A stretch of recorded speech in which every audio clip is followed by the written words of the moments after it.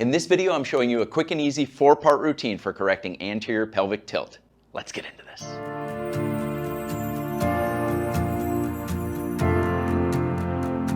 A lot of times when people talk about anterior pelvic tilt, they'll base all of their recommendations off of an image like this one, which depicts lower cross syndrome as described by Vladimir Janda. But there are a couple big flaws to using an approach like that. First and foremost, this image gives the mistaken impression that these 4 factors are equally weighted in creating that postural dysfunction, which is absolutely not the case. Some of these factors are much more important than others, and they play a much more causal role in creating that dysfunction.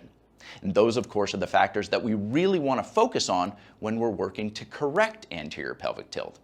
The second problem is that this image shows just one region of the body, and it gives no indication whatsoever as to how that dysfunction is affecting other regions of the body or how other regions of the body play into that dysfunction. And to get the best possible posture correction, those factors absolutely have to be considered. Part 1 of this routine is a targeted stretch to open up and elongate your hip flexors. The only thing that you're going to need for this is a comfortable surface to kneel on. Once you've got that, go into a kneeling position with your knee on that soft surface. Opposite foot is out in front. Front knee is bent to 90 degrees. Now, the important thing when you're stretching your hip flexors is to go into pure hip extension. One of the most common mistakes that people make when doing this type of stretch is they lean forward with their torso, which puts your femur, your upper leg bone, directly in line with your torso, meaning you're not going into hip extension. What we want to do is move that femur, that upper leg bone, backward in relation to the torso. So what you have to do is contract your deep abdominal stabilizers. This is a theme that's going to repeat itself throughout this routine, so watch what happens when I do this. Contracting here, using my muscles to draw my belly button inward, and I'm taking my pelvis into a posterior pelvic tilt. Just like that. Watch my pelvis. Think of this like a milk jug and you're pouring milk out the back. Like that. The moment you do that, you're going to feel an intense stretch across the front of your thigh because you're isolating that muscle. You're taking the lower back out of the equation. And then if you really want to intensify this, reach up over your head while maintaining that deep contraction. Lean forward just slightly. Hold for 30 to 60 seconds. Slowly bring that arm down. Switch over to the opposite side and repeat. One of the most common things that I see in conjunction with an anterior pelvic tilt is a forward head position, which is not surprising at all when you consider that in order to get into that anterior pelvic tilt, you have to exaggerate the normal curve in the lower back. And of course, anytime you do that, you're going to influence the shape of the entire spine. That's why our second exercise is a triple flexion chin tuck, which is going to reduce that excessive curve in the lower back. It's going to help bring your head back into a neutral posture and normalize the shape of your entire spine. The only thing that you're going to need for this is a couple of 1-inch thick books stacked on top of each other. Once you've got that, just go flat down on your back. Now, it's really important for this exercise that the books are positioned towards the upper half of the back of your head. You need to have complete freedom of motion at the atlanto-occipital joint, which is the joint where the base of your skull meets the upper portion of your neck. The motion that occurs there is an up and down nodding motion like this. You need to make sure that the books don't get in the way of you performing that movement. So once you've got the right position, you're going to grab hold of your shins and draw your knees in towards your chest. This is going to passively open up the lower back, and it's going to feel really good for anybody with an anterior pelvic tilt. But to get the most out of this exercise, you want to open up not just the lower back, but the entire spine, and that's where the chin tuck comes in. So the second portion of this exercise, let's just forget about the legs for a second, is to draw the chin down towards the floor like this. You want to imagine like there's a pillow underneath the back of your neck here, and you're trying to crush it with your neck. So you're using the deep neck flexors, the muscles here on the front portion of your neck that are really deep inside of there, hence the name, to draw that chin downward. And it's really helpful to bring your gaze downward to assist this motion. So now we're going to do the two parts of this exercise together. Draw the knees towards the chest and do the chin tuck. Watch what happens to my chin. I'm going to bring my gaze down towards the tops of my toes.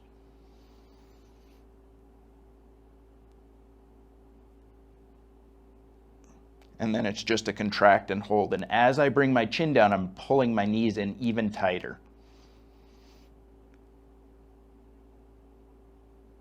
This exercise is a fantastic way to open up and decompress not just your lower back, but your neck and middle back as well.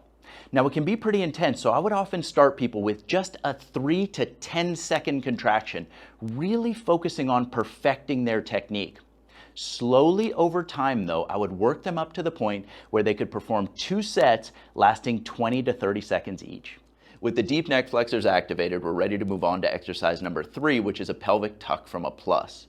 Now this exercise is a fantastic way to train your deep abdominal stabilizers to help increase the resting tone in that area and to help you learn that new position for your pelvis and lower back. The only thing that you're going to need for this is one of those 1-inch books that you used for the last exercise. Once you've got that, just go flat down on your back. Now in the starting position for this exercise, your knees will be bent to 90 degrees and your head is going to be resting comfortably on the floor. From there, you'll take your 1-inch book and you're going to slide it horizontally across the middle portion of your butt. The landmark that you're looking for here are those 2 bony dimples in the upper middle portion of your rear end that you would see if you were looking in the mirror and you didn't have any clothes on. In this position, you're going to feel like your lower back is hanging in space, which is fantastic for anybody who's got an anterior pelvic tilt and excessive curve in their lower back because gravity is gently easing that excessive curve down to the floor. And that's also going to help us in performing this exercise because our goal here is to flatten the lower back down to the ground using the deep abdominal stabilizers. So I want you to imagine like you have a pillow or a balloon in this open space here, and you're going to use these deep muscles to push and flatten that lower back to the ground. Now it's important to note here that you're not sucking your stomach in. I'm not doing this. I'm actually contracting the muscles in my abdomen and chasing that lower back curve all the way down to the floor. Once I get down as far as I can go, I'm going to hold for a second and release. Again, pushing down, chasing that lower back curve, 1 segment at a time, flattening it to the floor, hold for a second at the bottom, and release. One thing that's interesting and that you'll notice about this exercise when you're doing it right is when you get down to the bottom of the motion, you're going to feel like your head is no longer in the right position. And that's because you're actually flattening out that curve, and so you're lengthening the rest of your spine. And so you might actually feel when you get down there that you need to readjust your head because of that elongation. So chasing down, hold for a second at the bottom. See how my pelvis is turned into that posterior pelvic tilt? Hold for a second and release. Now you're going to repeat that 10 to 15 times for 2 sets, and then you'll move on to exercise number 4. We're going to round this routine off with one of the most effective ways to combat an anterior pelvic tilt, and that's with intense glute activation. For that, we're going to be using a good old-fashioned glute bridge with a few simple modifications. You don't need any equipment at all for this, just go flat down on your back. In the starting position, both of your knees are going to be bent to 90 degrees, head is resting comfortably. Now, the glutes have 2 main functions. They extend the hip and they abduct the hip. So we want to take advantage of both of those functions during this exercise. So I like to have a starting position that's about 1.5 times the width of my hip. So I'm coming into hip abduction from the start, engaging that glute right off the bat. And I also like to be up on the heels of my feet, which creates a more direct line of drive for the push on this exercise. And then the second important thing here is that you're going to flatten your lower back to the floor using that posterior pelvic tilt to help isolate the glute muscles for this exercise and take the lower back muscles out of it. So flatten, push up, squeezing to the top, and I want you to come all the way up and just hold there for 30 seconds continuously, just focusing on the muscles right here. Once those muscles fatigue out, I want you to slowly lower to the floor, maintaining that posterior pelvic tilt, and just before you flatten to the ground, you'll push up again. And hold. 20 to 30 seconds. Just before you fatigue out, slowly down to the floor. And one final round. 20 to 30 seconds, just squeezing your rear end as tight as you possibly can. After the third one, come on down and rest. Now, after 3 rounds of isometric holds like that, your glutes are going to be very well activated. But I should point out that if you're just starting out and 30 seconds is too much for you, feel free to modify the amount of time that you're holding that contraction for. And if need be, you can also decrease the amount of sets. Just work at a level that's comfortable for you and then slowly increase it over time as your fitness level improves. Like I talked about in this video, one of the most common things that I see in conjunction with that anterior pelvic tilt is a forward head position. So if you're really interested in achieving the best posture possible, you want to be addressing that part of the dysfunction as well. Now, I've got a video that talks all about that, and you can see that by clicking the link in the upper right-hand corner of your screen. Beyond that, I just want to thank you so much for watching. Make sure to hit that thumbs up button before you head out of here, and I'll see you next time.